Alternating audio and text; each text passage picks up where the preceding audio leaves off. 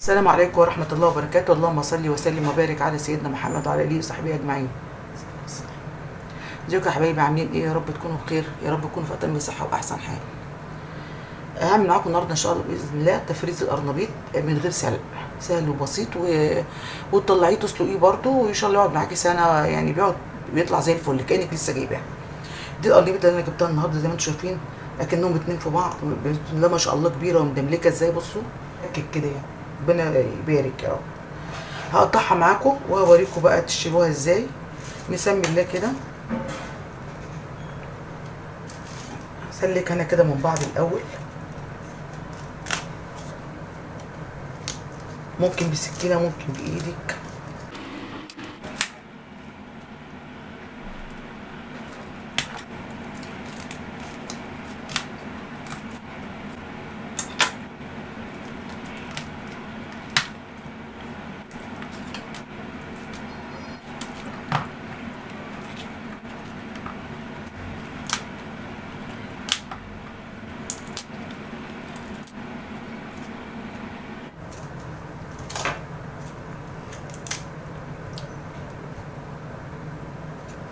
خلاص كده هنروح نغسله بقى.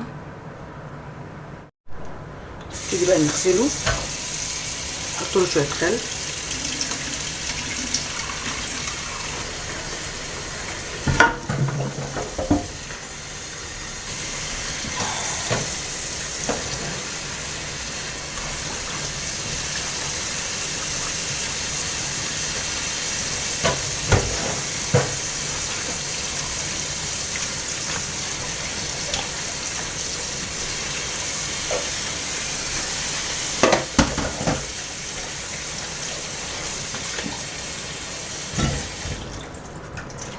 خلي ما يروحش.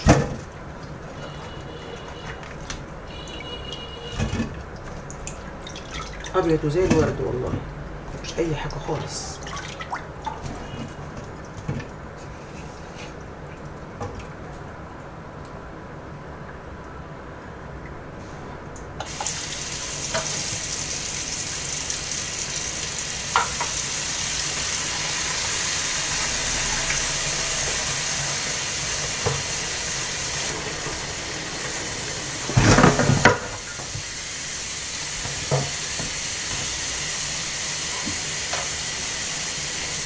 بسم الله ما شاء الله، زي ما انتم شايفين كل ده من واحده، يعني قرنبيطه واحده جايبه ما شاء الله كتير، ولسه في شويه كمان.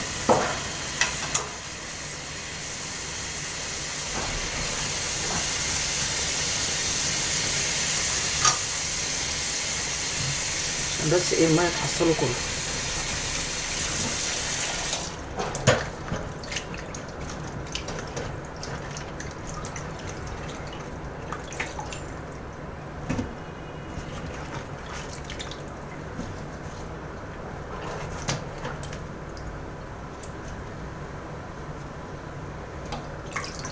ما شاء الله بصوا، غير ده وفي حبه تاني والله كمان اهمت.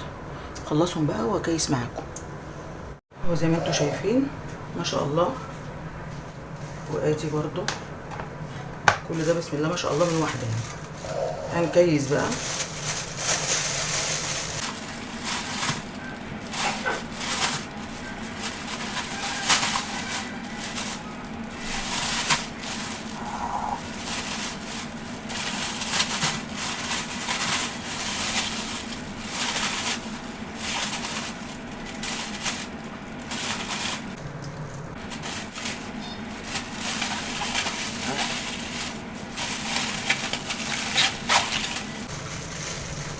تخرجي منه الهواء خالص.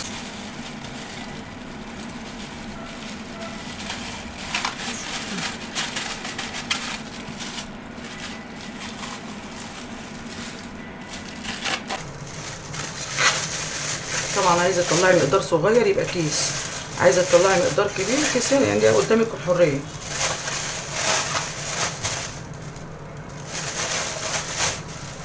انا ما بحطش حاجات في الفريزر كتير، بس ساعات بيبقى في حاجات ما بتجيش الا كل فين وفين، زي القرنبيط، زي الكرنب البلدي. ادي حاجه تانيه.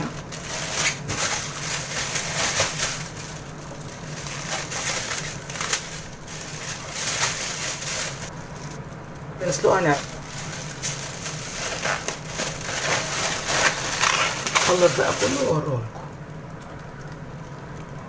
طريقه سهله وبسيطه، وهتلاقي نفسك بتعمليها على طول، لانها سهله وبسيطه. انت بتختصري بمده السلق بتاعك، بيته حلو وتطلعي اي وقت زي ما انت عايزه. يا رب يكون عجبكم. الطريقه سهله وبسيطه، ولايك وشير وفعلوا الجرس عشان الوصفات توصل لكم. ميرسي قوي، سلام عليكم.